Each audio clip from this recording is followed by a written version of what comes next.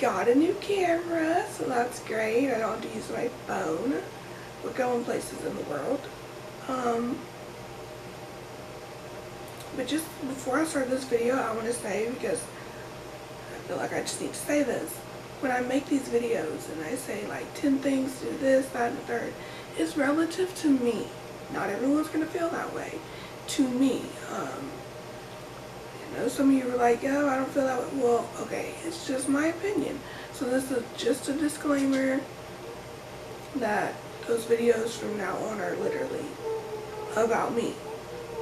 So, anyways, we're going to talk about ICU today. So if you want to learn about all that crazy, depressing, scary shit, then please keep watching. Okay, guys, ICU was probably definitely the worst experience of my life, which it would be for anyone really, because it's ICU, you know what I'm saying? I remember, I'm going to start from the beginning. I remember waking up one day and I thought I had been kidnapped, because I watch a lot of Criminal Minds, like a lot. So when I woke up, I saw a stranger and I couldn't move. Bro, I thought I was drugged. I thought I was about to get killed. Like, I started freaking out. But then I saw my mom and I was like, okay. So I don't know when I woke up after the surgery, but they brought me to the ICU room, and let me just point out that I was doped up. Like, on a different level of doped up. Like, on a, I don't want to ever be this doped up again level of doped up. Like, I know it sounds like, ooh, them drugs? No. It was horrible. I had a mouth tube, which was so bad. It hurt so bad. My teeth, like it was pressing on my teeth. And they like tied down my right arm because they said I kept trying to take the mouth tube out. But y'all, when I say I was not trying to take it out, I was simply trying to get it off of the tube. Which in retrospect now, I mean, yeah, I shouldn't have done that either. And I had a feeding tube. Y'all, I did not eat any real food for over a month. A month. You imagine watching TV and then all them food commercials? It was a sad moment. But yeah, that was, I woke up with a feeding tube and a mouth tube. Both sucked. I didn't really feel the feeding tube while I was in there, but you know, and then the mouth tube, as I said, hurt like a bitch. So while I'm in this place, when I say drugs are like on a different, they put me on this drug called Haldol, and if you look it up, it'll tell you like it's one of the oldest little drugs, and it can cause hallucinations and delusions. I don't know why they put me on this. I get it was ICU, but bruh, bring in the morphine and the fentanyl, because y'all about to increase that. Because this drug made ICU a living, I mean, it's already a living hell, but this drug just made it a real living hell. It knocked me out, but when it did,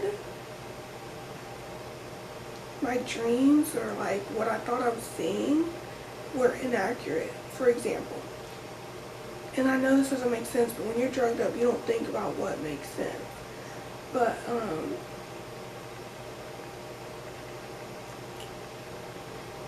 I'm trying to think. Oh, first I thought I was like leaving my ICU room every couple of hours and changing rooms. Like, I genuinely thought that. Like, legit. I really thought that, like, hey, I got out of bed, left, and came back. Obviously that didn't happen. And I mean, that delusion, I was just, I mean, it was whatever. Well then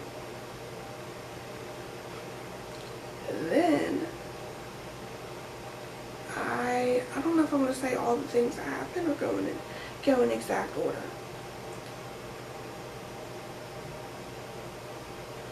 Okay, so after that, I thought my friends, two of my friends, I thought they came, went outside, they ate some Xannies, came inside, I got back in the bed, like I said, makes no sense, but it happened. And I thought I saw my friend sell my nurse for that day a Xanax, and I thought she took it. I feel so bad for her because when I say I did not want her to touch me, I kept freaking out. I was like, I can't breathe, I can't breathe. Like, I thought I was texting my brother. I never texted him, I couldn't text. In my head, I thought I was like, text him saying they're after me, you gotta help me, like, yada yada yada. Nope, never said that. Thought I said it. On the real too, I didn't realize till way later that I never did that. But she was yelling at me, that nurse, and I kind of feel like that's messed up because she knew that I was on Haldol, so she knew that like hallucinations and delusions were probably gonna happen. Then I thought I saw a friend. I can say the name of this friend because it's not illegal, but I thought I saw this friend called, her name's Anna, Anna Trammell. I thought she came, y'all, and drunk a beer in front of me in my room. Y'all, that shit ain't happened either. Because I thought I was leaving to go hang out with friends. We were like drinking and smoking, and then I came back and then she was here. No, never happened. I was in ICU. I didn't want to see anyone. And I'm going to finish the hallucinations or the delusions later, but let's just get into what happened during these things. I was in so much pain. I never knew pain could be like that. I remember thinking, I cannot do this. I don't want to do it. It hurts. I quit. Like, God, just let me be. Like, come on, help me. Didn't work like that. And then I was like cussing people out because they couldn't understand what I was saying, and I feel so bad, but like in my head I was just so frustrated that I couldn't explain anything to them, and I was just with that mouth tube and it hurt so bad and I couldn't explain it. And when my brother would come, I tried to stay strong and not look like I was just sad and stuff, because seeing how that affected him and my mom included and just everyone around me, but like, you know, he's in school, and so when he would come to visit, I would try not to look worse than I already had to look, you know.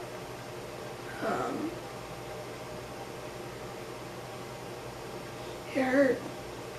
I refused to have any visitors. It hurt that bad. I did let my friend Derek come, and when I opened my eyes and I saw how he was looking, because he looked at me, I don't know how I looked in that place. I didn't take photos because I didn't think I'd want them to. I mean, they're kind of right, but one photo would have been interesting, but I don't know how I looked to them. So for me, it was like I wanted to give up, but at the same time, if they can handle it, then, well, I guess I just thought that, like, even though I really wanted to give up at times, I also was like, this affects more than me. How would it affect my friends, my brother, my mom, the rest of my family if I just gave up? So, keep on trucking, Jewel. Especially after seeing his face and everyone's face and that. It was just hard. And at that point, I was still just in so much pain. I did not want to move. I couldn't move. I just, God, it hurt. And then on top of that, y'all, I ended up with pneumonia. And then the pneumonia. And I ended up with pneumonia. And I still had the mouth tube in. That was the worst part because I was already in so much pain, and then with pneumonia I had fluids coming out of my mouth and my nose, and like it was constant suctioning, constant. And for the longest my doctor was like, because I wanted a trach and my mom wanted me to have a trach, which a lot of people don't know I had one, but I did. You can't really see my scar, but it's like right here somewhere. I had a trach, which is, it's like a hole in your neck, and it has a tube that goes down, so like kind of like a mouth tube, but it's not occupying all that, you know. So it's used to breathe, obviously. My doctor did not want to do it. He did not. But luckily, his dad, who is also a doctor, he came in and saw me. He went to his son. He was like, "Why does she not have a tray?" And I think like the next day, if that long, they like prepped me for surgery and they took me to go to a trach. Well, when I say that did make a huge difference, it really did. I still cannot talk. Keep this in mind. Because that mouth tube in the trach, my lungs didn't have to work because they were working for them. And so like talking and breathing on my own, my vocal cords haven't been used, you know what I'm saying? When you don't even realize how many muscles you have until you realize, or until you have to, or until you can't talk or breathe because your organs and such are weak. And so I couldn't talk when I first got out of surgery, but I could kind of shake my head without it hurting. I don't know. Because, you know, I broke my neck, so it's kind of like, like, you know what I'm saying? Like, what the heck? And, which I want to point out, they shaved the sides of my head. And I did not know until I left ICU because I was that doped up. Was pissed. Okay, so I get the trach, and you know I can breathe easier, in my opinion. Yeah, because I didn't have pneumonia after that. I still couldn't talk, but it's definitely more convenient. With that being said, my body still hurts so bad. I had to turn constantly so I didn't get pressure sores, and I hated having to turn because I would get so comfy finally, or about to fall asleep, and then they would turn me and I'd be like, well, there we go, the pain's back. You know what I'm saying? It's like, what? Now what? What do I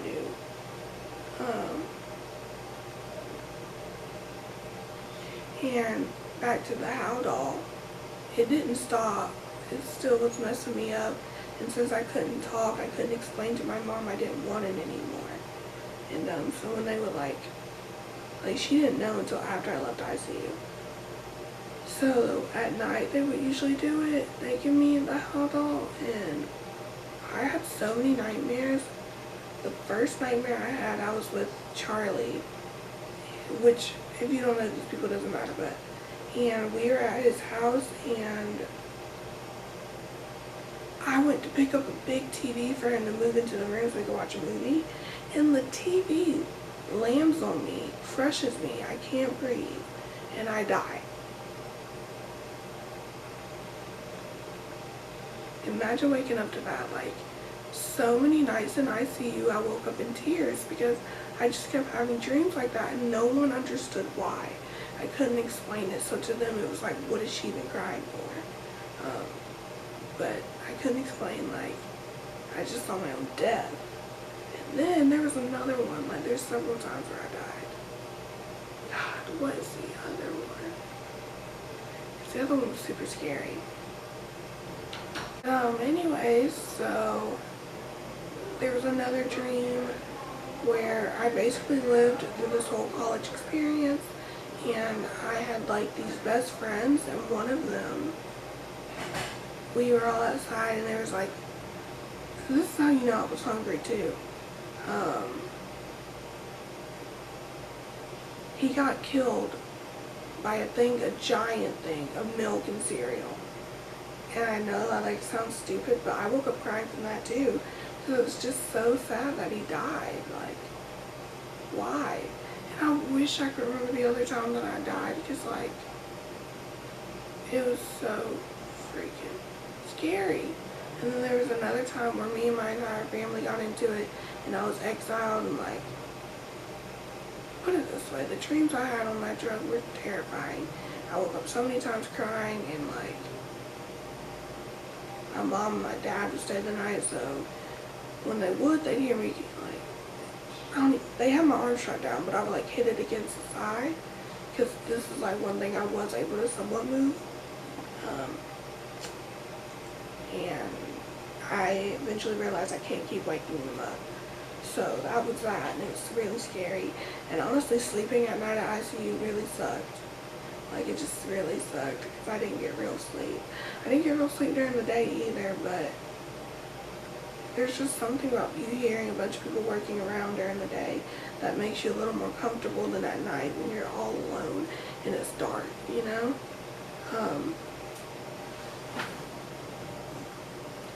After that, I'm trying to think of like what order everything started to resume. After that, it was kind of time for me to try to start breathing on my own and sitting back up, you know. And let me tell you, when I say I did not want to sit up, and the bed went into like a chair mode, like it turns into a chair, and them heifers made me sit up, and they did not care. Like, I was like, y'all stop playing games. Like, they cared, but they didn't care that I did not want to do it. Which I guess in retrospect is good. I surprisingly never had like blood pressure issues like that. Like, mine never dropped when I sat up, which is something that a lot of people have happened because they're laying down for so long. But it never happened to me. It was just very tiring for my body. Even now that I'm sitting up for way too long, the muscles in my body can like tell, because they're not, I don't know, it's just weird. It's weird. They don't really hurt as much now or make me as tired, but they used to, like, one day of therapy used to exhaust me, like out like a light, and now it's just like, whatever. But yeah, it was time for me to start breathing on my own as well. When I say I would, and you know when you get like bad anxiety, so you're just like, I can't do this. That was me. I was like, I can't do this, I can't. And so the doctor, I think he was a doctor, yeah. Like, he came in one day and he didn't tell me, he turned off my oxygen. Like, he did not tell me. And like all day I was just breathing fine, and he came in and he was like, so you breathe fine today? And I was like, yeah. He said, good, because you didn't have your oxygen on. I said, he said, it's too late now. And I was like I wasn't like, I want to be on oxygen, but like, the fact that, I don't hate that he turned it off, because obviously that was the only way I was going to learn how to breathe on my own, but I was still just like, oh my freaking gosh, like, how could you trick me like that? And so I started breathing on my own, which you have to, like, the thing about it is, like, you have to slowly go back to eating. And so before I could leave ICU, I had to be able to breathe on my own and kind of eat. Like, yeah, no, I had to eat. So you have to learn how to eat applesauce and graham crackers. And when I say I tore that shit up, like, I know that sounds crazy, it's graham cracker and applesauce, but like, bro, when you have not eaten in a very freaking long time, and they give you a graham cracker and some applesauce, oh, you gonna tear that junk up. The junk will taste really good. And so before I left ICU, you know, we were just getting everything settled out, I guess. I was still trying to, you know, recover. And my doctor from Rogers CP's, the rehab facility that's like dedicated to this stuff, this type of injury and struggling, you know, stuff like that. And the first thing he said to me, which I reminded him of this later on, he was like, no, I didn't. I said, yeah, you did, because I remember passing out. this whole time I did not realize I was paralyzed. I don't know why I did not get it through my head, but I didn't. And when I met him, the first thing he said was like, you'll get 3% back in your right arm. You probably won't ever be able to move your left arm again. And there's a 99.9% chance you'll never walk again. Oops. You'll never walk again. And my anxiety went shroom and I passed out. I woke back up later on and I'm just crying and like, I felt like, because this whole time I was saying I'm recovering, I get to go home, like, I'm gonna walk, leave, and it didn't end up like that. It's hard, definitely hard, but I proved them wrong when I went to the rehab. As you can see, I moved both arms and I'm sitting up fine. Yeah, you know, like, whoosh, whoosh, which is good, but, after all that, I really just went to the main hospital. When I was able to breathe on my own and eat, I finally got to leave. Like, I was very happy. And I tore up the hospital food too. Oh my gosh, real food. It was so great. It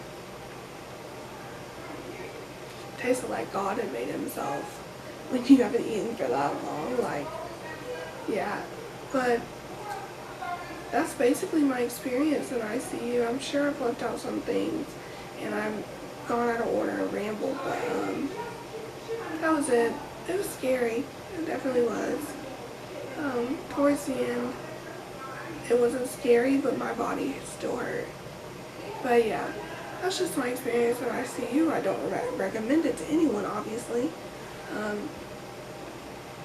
Yeah, I got a new camera. And I think that's it for this video. So, bye guys. As always, like, subscribe, and comment, whether it's constructive criticism or you just want to say hi, whatever you want to say.